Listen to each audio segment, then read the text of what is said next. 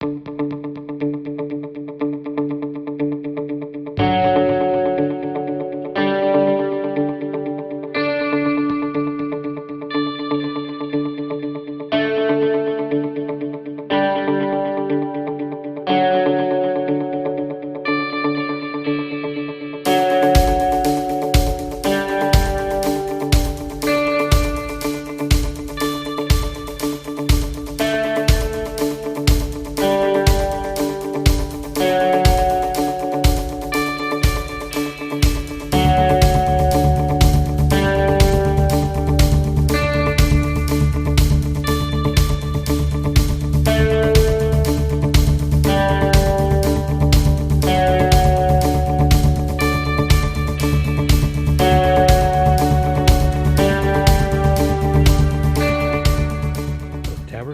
name is Mark. Welcome to my 2015 Tab Max S trailer. A few days ago I made a video on a problem that I'm having with my 7-pin connector and how it's coming apart right there, and how I was going to replace it. I showed what makes a good connector, what to look for in buying a connector, but I'm getting a lot of requests that I actually show the work, and it's pretty trivial. I wasn't going to do that, but by popular demand, here we are. This is part 2 of the replacement of the 7-pin cable. Generally, the 7-pin cable just runs along the side, inside the cable, inside the chassis, and down to a box right there.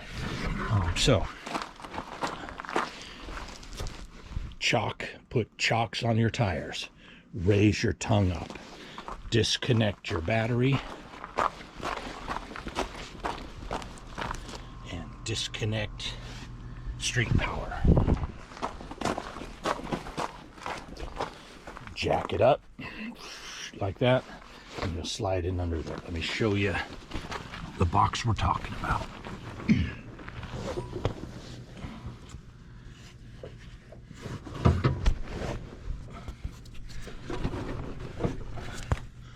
This is the box.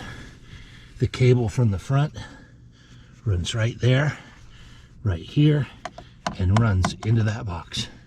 There are 2 screws, this screw and that screw that you take off. This lid comes off. There's the box that came off. These are the screws and bolts actually that hold them on. And let me get a light under here so you can see this better. Okay, so here's the box. It's freezing cold under here right now, but lid comes off, and here are your connectors. It's hard to get under here with a camera, so I didn't want to do this, but so here we are. You can see, let me take this cover off this light. There we go. That's probably better for you. If I could balance that somehow. There we go. So there are your colors. This is the cable that comes in. It's got a rubber grommet right here. Take that screw off, that cable will come out, and you just take off the connectors. Take a picture of this. Take the connectors off so that you can get them right in the right back, and you just match colors. These are just those crimp style eyelets, and you can get those at any auto place store. So I'm going to go ahead and do that, and we'll be back. So here we are, taking off that screw, one of them. That will release the grommet that's holding the 7-pin cable connector. It's pretty straightforward. Let's take both of them off.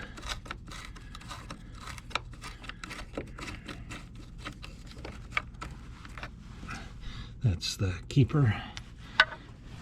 And this cable just pulls down and out.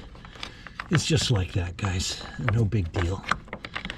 Now I'm going to take these guys off. make good notes, take a picture of where they were so you can get them back in the place, all the same wires in the exact same places. I can't hold the camera and do that at the same time, so we'll see you when it's back on. Okay, I have them all disconnected. I'm just going to pull that cable out, take this into my shop, crimp on some connectors, and bring it back out. Remember, take a picture before you take any of this off. These wires need to get back in the exact same place that they were before, and sometimes the colors don't match. So, okay, here we are back in my office. Much warmer to work in here. So this is my new cable. This is my old one. I'm going to cut this insulation back so that I can get these exact wires to these lengths and crimp them on so that when I put this back in the trailer, it matches exactly. Okay, I cut around the perimeter of that and slipped it off so that these wires match the length of the others. Now I wanted to show you something here. This is a mark of another good cable. See that white powder in there? Right? See that? That's talc. A cable that has multiple wires in it and it flexes a lot, this talc acts as a lubricant between the individual strands so that they don't rub on each other and short.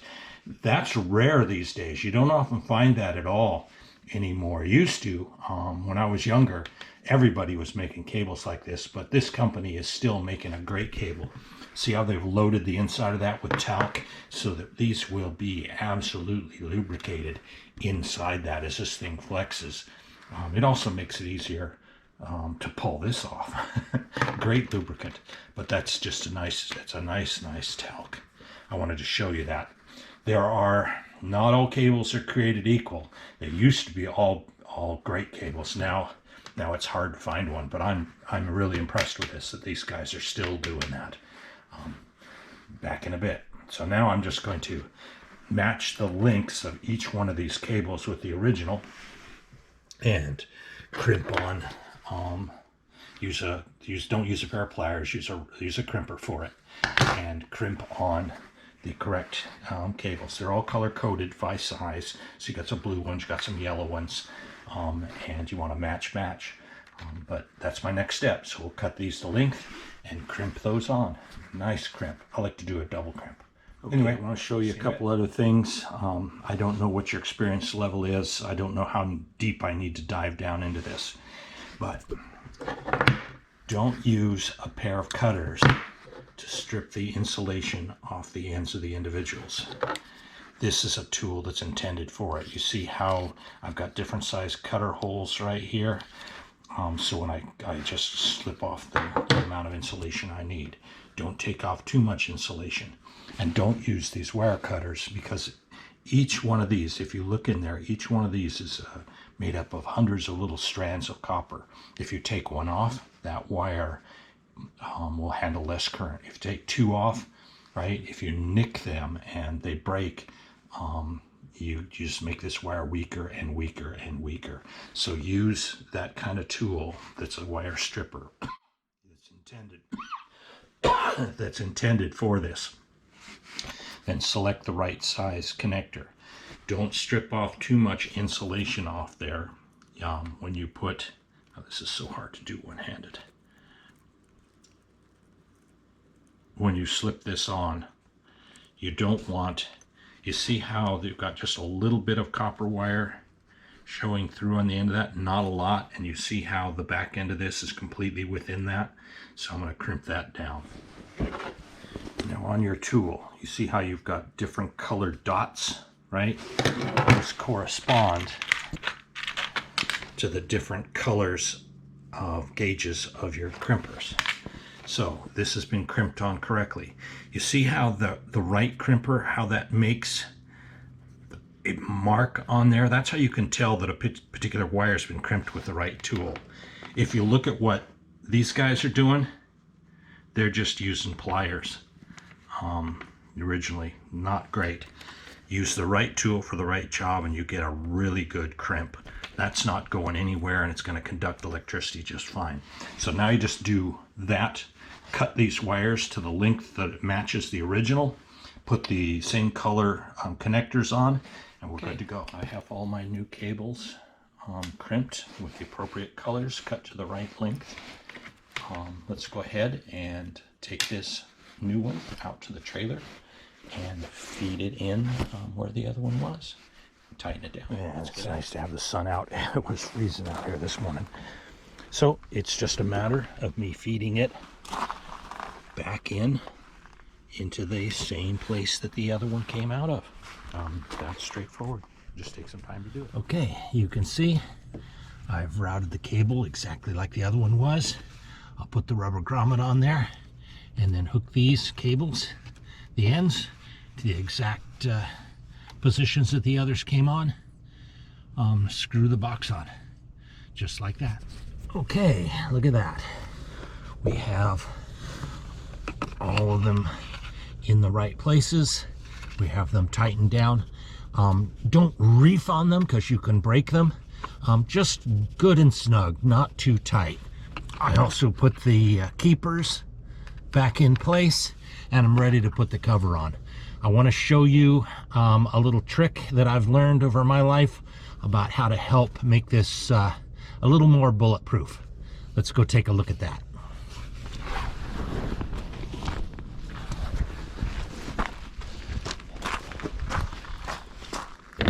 Okay, this is the lid, the cover, and it goes like that. And you can see, let's see if I can do this here. You can see it's got a little groove around here, and that fits around there, but you can see that water could come in and go in. So what I like to do is I take a little towel and I clean that perimeter out really well.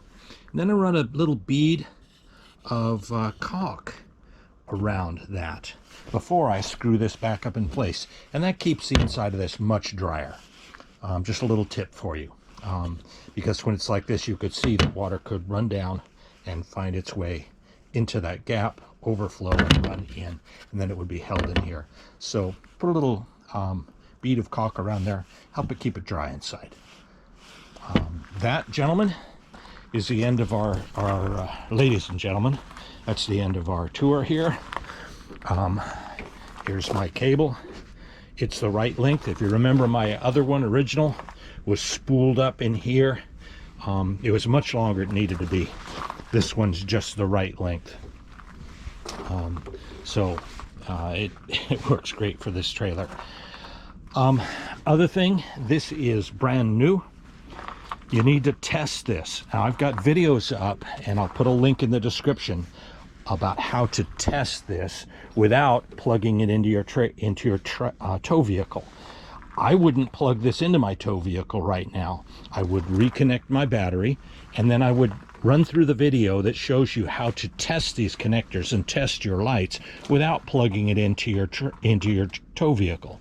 Because if you plug this into your tow vehicle and you've made some catastrophic mistake, you could burn up your tow vehicle, right?